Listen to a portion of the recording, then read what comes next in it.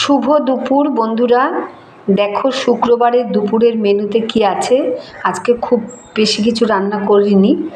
দেখো আজকে সাদা ভাত, তাতে আছে 7, আর এখানে আছে মুসুরির ডাল, কিন্তু আজকে টক কিছু ছিল না, এমনি শুকনো লঙ্কা জিরে ফোড়ন দিয়ে একটু ঘনই ডাল করেছি। আর এটা আছে কচু দিয়ে আলু দিয়ে তরকারি, আদা জিরে বাটা ঘি গরম মশলা। আর এই কচুর জন্ম কোথায় জানো? শিলিগুড়ি। আমার বর গেছিল, আমার বড় ভাসুরের ছেলে থাকে ওখানে, তা সেখানে ওদের বাড়ির কচু, এটা বিশাল বড় কচু, ওখান থেকে আবার দিয়ে দিয়েছে। তা সেটাই আজকে রান্না করেছি। আমার বরের খুব ফেভারিট এইসব জিনিস, তাই কচু আলু দিয়ে তরকারি হয়েছে।